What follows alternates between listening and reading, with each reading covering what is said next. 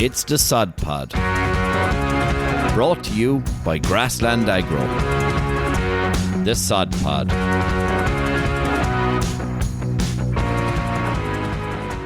Hello, and welcome to the Sod Pod. This is episode 6 of season 2. I'm joined here with Claire and Lauren, Johnny and Davey. They're both sitting at opposite sides of the table. There's a bit of friction here today. Girls versus boys. James is referee. So without further ado, I'm going to pass over to Claire. Claire, ground conditions, what's the crack? Yeah, I suppose it's been very difficult. We've had such a good February month, and now we're heading into April, and it's been a very wet March. It's been very difficult on the farmers. Been hard getting the cows out after being such a good month in February, and the ground is so wet now. It's hard to know whether to put them out or not to bring them in, and then silage can be tight in some places, so you're kind of caught between low grass growth now over the last month with the wet conditions, and then silage being tight, so it's been very difficult for the farmers for the last month. Yeah, not straightforward all now, right, Lauren? Yeah, no, exactly, that's right. James. Right again, Jim. Once again. Yeah, no, exactly what Claire said there. It's been very tough out there at the moment. Hopefully with the brighter days now coming and the grand stretch in the evening, dare I say. There is a grand stretch. There is, I'm telling you. The kind of shift will be changing now from a bit of calving, so calving is slowing down, and hopefully we'll be focusing more on cows going into the breeding season and selecting bulls and stuff. John, what do you think?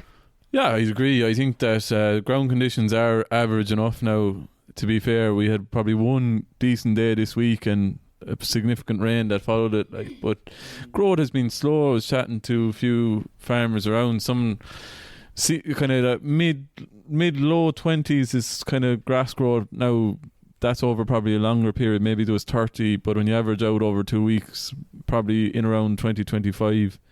And the upper end of it, probably not enough nitrogen gone out in some places, but you couldn't have spread it either because of ground conditions and weather. But in reality, I suppose there is a lot of farms that are tight in silage, and I'm probably just a little bit worried that we haven't a huge amount of nitrogen out.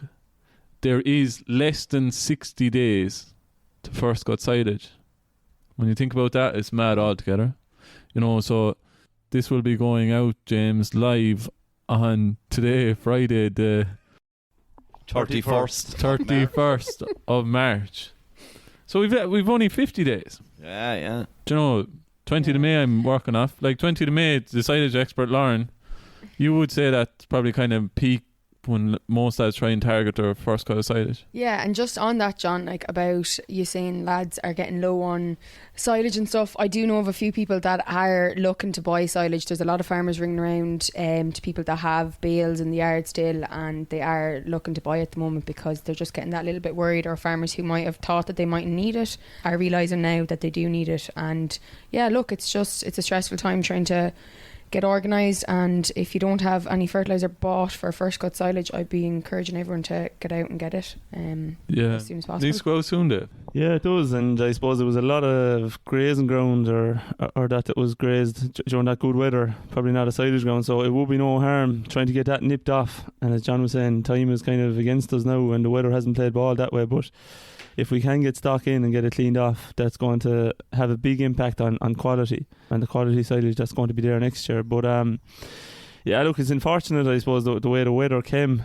We did pay for the start of the year that we did get, but there was a lot of ground grazed. Dairy lads did get a lot of ground grazed, and that was it was a positive. So I don't think we're any better or worse off. And growth rates, as you were saying, John, are very good. And I say on average, they're still like as they always are. It's just I suppose we just can't get to it. Well, you'd be expecting a little bit better for the last week of March than 20 or 25. Like. I would, yeah, but like all considering, like with the way the weather came, like the growth rates were good for how saturated ground is, and probably took a hit on temperature. But yeah, and that rule of thumb, maybe just as we're going into maybe the first week in March or first week in April, is just looking at those first few grazed paddocks. We talked about it there in the last podcast or two as well, but they're a good indicator of where we're at.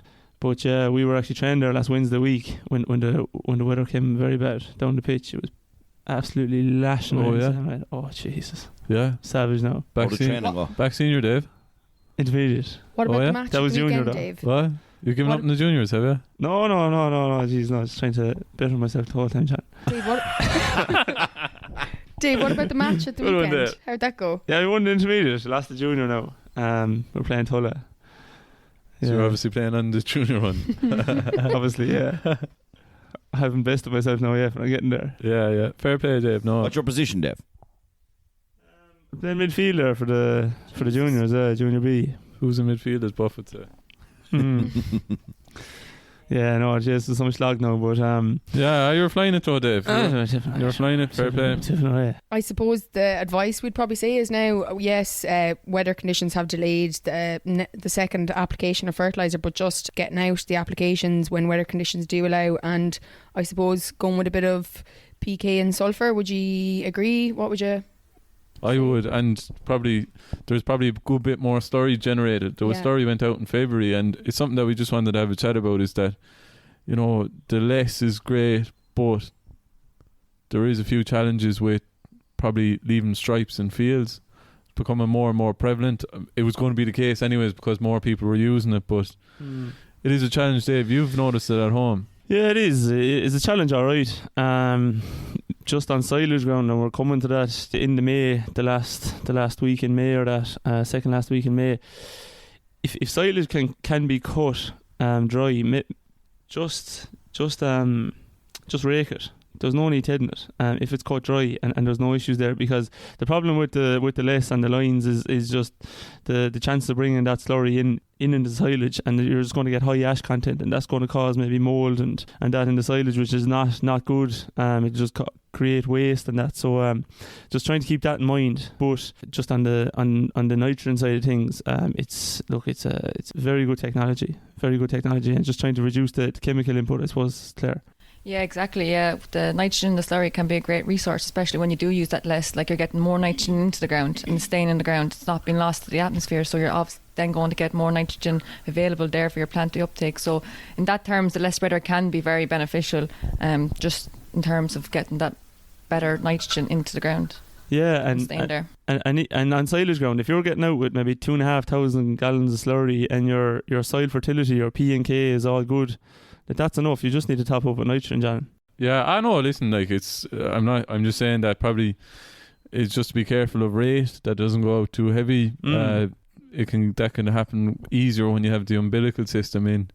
You know, that's just horse it out, like, and it goes out at 4,000 or 5,000 gallons an acre, and then you mightn't realise the K in the soil. What's the correct rate to go out with, so, John? Well, if you were listening last week, I said 2. Seriously? Yeah. Well, would you agree though? No.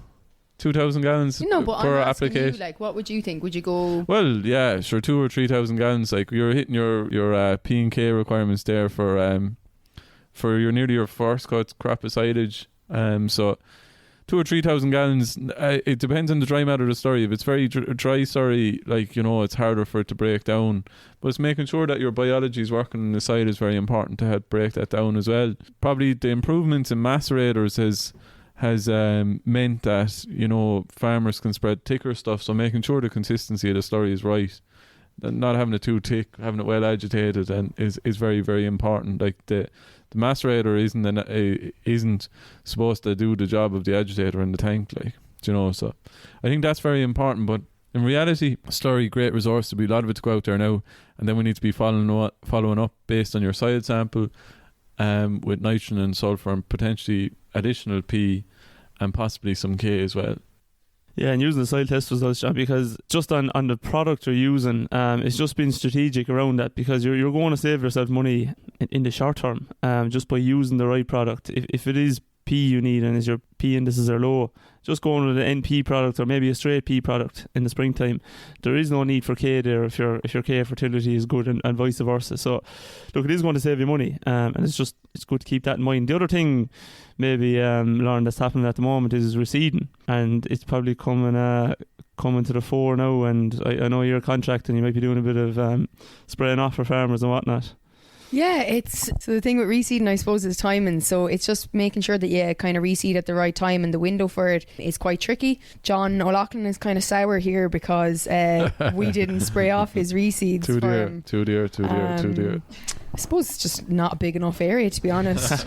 Oh, jeepers. But yeah, no, look, identify the areas that you want to reseed for this year from your fertiliser plan. Try get it in early and make sure that you have soil tests for those reseeds, seeing what your pH is like, your P's and K's, and if they are, number one, suitable for a reseed, and number two, would they be suitable maybe for a clover reseed as well as a multi-species reseed or something. Great point, yeah. Because it's not a great point slagging me, but everything you said after that was definitely a very, very good point, Lauren. But yeah, I got a funny one as well during the week that an organic farmer reseeding, and obviously there's a big amount of farmers going into organics, and in reality, like we have one particular form of phosphorus that's suitable for organic production called P27 or Physag 27, and that is suitable in that sort of application, but phosphorus is absolutely fundamental for root development, germination and tillering, so getting some phosphorus into the seedbed is probably your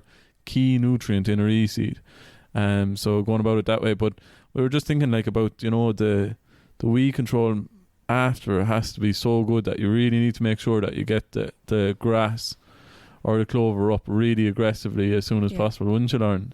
Yeah, no, definitely. And I suppose that kind of comes back to your preparation and making sure that it's obviously well sprayed off, you have a good seedbed, you have your lime down to prevent any surface acidity coming up, and doing a bit of rolling to kind of try get good seed to soil contact. And look, yeah, it's a difficult process on farm, but the benefits of it and the profitability you'll get from it will be massive. Yeah, it's a huge investment. Like, and like soil fertility and reseeding are the two most beneficial, and they have the quickest paybacks in relation to return on investment of any investment you can make on farm. Like we think about tractors, genetics, like all these things take an awful lot longer. So I suppose the goalposts haven't really changed in the wider fertilizer scene. I suppose, like, listen, the fertilizer register looks to be delayed, so that's something that will be very, very important and regulate fertilizer applications very heavily going forward. I suppose one thing then, just on reseeds, after we have reseeded, just to make sure that we're not grazing it too early, making sure that the crop can't be pulled out of the soil before we go in with the cows or the animals. There's a very simple way of doing that, Lauren, is just doing a pull test. Just pull it from the boat up, and if it comes out, just leave it off another few days, a week or whatever it to be. But I do think farmers often overthink the reseeding. The biggest thing and the most important thing you want to do with a reseed is get contact with the soil. So that seed is getting contact with the soil. So whatever way you're going to go about that, and there's lots of different reseeding methods and machinery and machines and whatnot that'll get seed into the ground. But that is the number one, is to get contact. The next thing then is getting the pH right. So getting the lime out, as you said, spray it off and clean it off. Before you ever do anything, just get as much of that trash and biomass off the ground, or grass off the ground, if that's going to be grazed or it's going to be baled. But I suppose use maybe a calculated decision as to what way you're going to go about doing that reseed. So look at your structure, see how good, bad or indifferent it is, and use based on that. So look, if it's going to be just a disc or a plough, decide based on information. So look at the soil and see what the structure is like. But then I suppose the other thing as well is just on the lime, and another one is phosphorus. So there's actually a grant there now for lime, so you can get €16 a tonne from the department. So that's for farmers that are not in irrigation, farmers that are not in acres, and farmers that aren't exporting. I think it's any farmer that has submitted a basic payment scheme or whatever it's in that. Okay, maybe I'm wrong. No, impossible. Needs to be confirmed. Great research there, Lauren. We'll go with that. You actually had a laptop as well. You actually had a laptop, so. But no, I know, but massive savings. But it's it's super. Like lime took a big jump in usage last year, so just trying to capitalise on that again, because it is fundamental. Just the other thing is the phosphorus as well. So with a reseed, you can actually get an additional every time. This is very important now, James. I know, Dave. I know. This is very important. John, very important. Oh, jeez. On a reseed, you can get an additional 15 kilos of phosphorus on an index 1, 2 or 3. So when you're establishing that reseed gems, just a little nugget of information there for all our listeners. Really good, and do you know what? That little piece of a nugget came from David's PhD, Dr. Foss. Yeah, of course we all read it. Oh, yes, John wrote it. Yeah. Oh, you're tough. You're tough. Sorry, I might just add in. So applicants that have submitted a basic payment scheme application in 2022 and or a basic income support for sustainability application in 2023 are eligible. So That's yeah, the base. my research was correct. Yes, Well done, Lauren. Right again. Full Never faith. in doubt. Never in doubt. Claire, you were going to say something on lime there. Oh yeah, just there when David mentioned the grant for lime, I suppose we all been soil sampling over the last couple of months and just making use of those soil samples. You'll be able to target what fields now actually need the lime, and you can see which ones might actually could do with the help of lime and increase that pH up to optimum of 6, or aim for that 6.3 to 6.5 to get the grass growing and getting returns on the efficiency of nitrogen, your phosphorus, and also your potassium. It's a very good point, Claire, because it's probably been a bit wet, like in the month of March, to go at lime. You know, ground conditions haven't been there, so like there is an opportunity. There's always the debate whether you go on silage ground, do you try and get it grazed off. If you graze it off tight enough, I wouldn't be too worried about it. But if it's going to be, if you're not going to graze it tight enough and you're going to be a bit of a delay with the contractor coming to spread it, you might be best just to leave it until you have the first cut. Would you agree? Or what would your plan be? What would your take there? Yeah, just as long as you don't have contact with the leaf, and as long as there's nothing lying on the leaf, I'd be happy. Yeah. So you're not going to be mowing below the residual anyways, like so. No. No, and look, you're going to get a shower rain between when you spread it and when you cut it. So there shouldn't be an issue. Well, please God, well, if there won't be a crop of silage. There don't want to be nothing there, yeah. But look, you'd be hoping so, yeah. I was talking to a couple of pessimists now. This is a kind of maybe a bit off topic, but they were saying it's very similar to 2018. Yeah. The way the spring is coming, just to bring everyone down now. Hopefully Friday's a great day now when this goes out and everyone isn't. But what did you think? Like, it probably is following a similar pattern. Like, yeah. Like, because even in 2018, we were talking about it earlier, silage was tight. That's what really goosed everyone, because there was a bad spring and silage was gone, and then there was not, and then during the drought. Yeah, and it's maybe putting the grass side of things into focus, John. So for the next 2 months, keeping a real good eye on the grazing block, and making sure that you're pulling out those surplus paddocks, because they are going to be critical. And the month of June, July, whenever that pinch might come. Yeah, because if you think of it, for even like 2018 is the most pronounced drought we've had, but every year we've had since then, there's nearly been soil moisture deficit has had some impact, varying impact on grass growth. I think, well, it has, sure. Wouldn't that so mean you were like saying there's a drought coming? Well, sure, technically it was a drought in February, apparently. What'd you say, Lauren? Sorry? I said you've heard it here first. There's a drought coming by John Laughlin. I would like to disconnect Grassland Agro from stepping into the world of Met Éireann there anyway. You're like your man from New Zealand. Is there a postman out in New Zealand? Is there a postman out in New Zealand or something predicting the weather? He'd be making outrageous calls. Oh, yeah? I don't know. You were telling me about him now. Go away out of that. No, I'm just saying, like, listen, I prefer to be better prepared for, maybe what might come, like. But as you're saying, John, like every single year there kind of been some sort of a drought or heavy rainfall, so making use of whatever resources or extra gas that does come on is going to help. Like, I think it's a good point there, yeah. Maybe to take the surpluses earlier, because sometimes we're a little bit apprehensive about going bathing too early, but like listen, I don't know, maybe it won't, hopefully it won't, like, but doesn't, like, John, little things lads could do today is getting out grass measure and walking more than ever, just real visual hands on at those fields. I know we talk about it a lot, and every year there's more and more farmers doing it, but like this could be the moment if your Mystic Meg weather predictions here, which are very bleak, started to ring true, Yeah, but sure, listen, it's probably a reality that we are going to face drought more. Like, the weather's getting more extreme, I think we can all. Yeah. I remember back in Jim's day. The summers were hot and the summers were long, weren't they, Jim? Oh, they were fabulous, yeah. But we never saw snow like it as we saw in the 80s. There was lads talking about snow recently. You just never know, lads. It's always changing.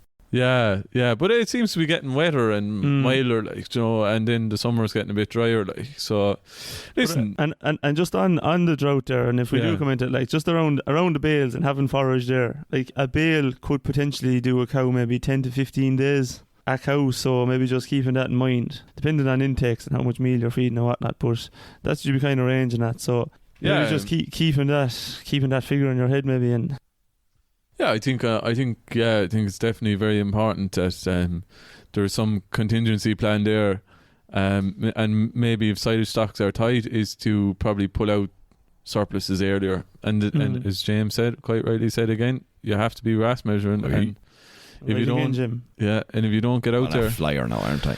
Yeah. If you don't get out there now, and he edits as well, in case he's ever wrong, so probably none of our listeners have ever heard any foolish statement from James Freeman. But no, in general, like, I think it's very important to get out grass measuring, and there's a couple of grass 10 events coming up. The great John Maher, Cody himself, was on to send around the grass 10 farm walks. I think the first one is starting the 3rd of April, John. I think you could be right, because I haven't looked at it, but I put it up on social media yesterday anyway, so I feel like I put my shoulder to the wheel. James, you're going to do the same as well. But listen, they'll be good events. There's more of a clover focus. There's one of the farms, unfortunately, I won't make to down in Ballyduff, McDonovan country, adopted country. Michael and Pacho are having serious operation. One of the best farms. They were doing clover before clover was even popular, like, so trailblazers. And clover was a bite. Yeah. But a serious farm. I'd love to go down to it now, but I have to go to the north, unfortunately. But yeah, is that on the 5th? Is it? Ballyduff, yeah. So there's a good mix there. There's some great farmers, and there's some great farms, or some of the Chaga centres as well. And there's going to be a mix of the Grass 10, the Clover 150 team, who's Mike Egan and Caitlin, is it? Caitlin Looney, yeah. Yeah, right again. And there'll be John Maher knocking around. JD, the great John Douglas. Yeah. And Joe Dunphy, JD as well. Tommy Mossy Tubber, maybe. Moss. But they were actually super events last year, John. We went to we went to the one in just outside from Ida, Mike Birmingham. Yeah. That was a great event. Mike is still coming on. Yeah, he'll be on there now in the next few weeks. James was also getting in touch with him. Yeah. Mike, we asked Mike to come on last year, and I think he actually listened, so hopefully he'll come on now someday. He might get onto it. So we have to get the new jerseys, Jim, I suppose. That's all that's holding us back. Yeah, stay tuned, everyone. That'll bring a serious amount of people out of the woodwork, won't it? That's a fact.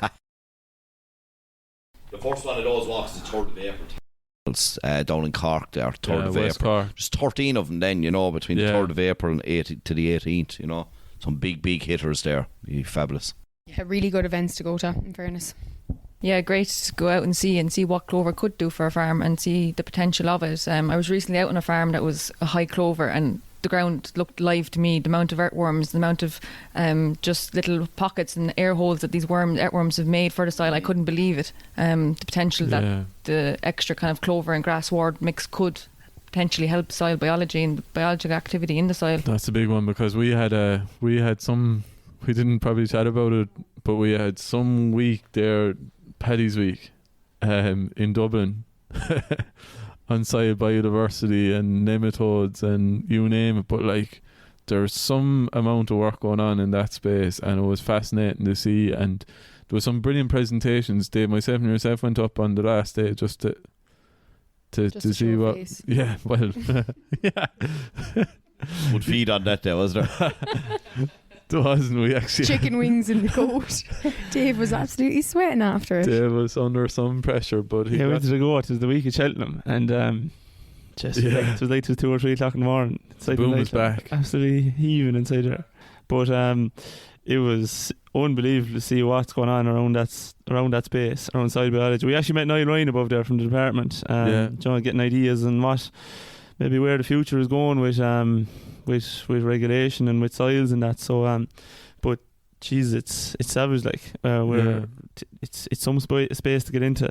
Yeah, there's globally, like, it's massive, the work that's going on. Yeah, sorry, we should have mentioned that was the Soil Biodiversity Conference. There was an eclectic, diverse group of countries at it. There was 128 different countries represented by delegates at the conference. Now, I didn't meet all of them, but we did our best there. We were chatting to anyone who would listen to us.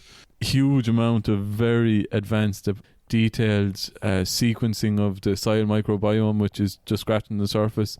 We were looking at, the different impacts that one very good presentation from a French lady on the impact on the functional groups of the soil biodiversity from compaction.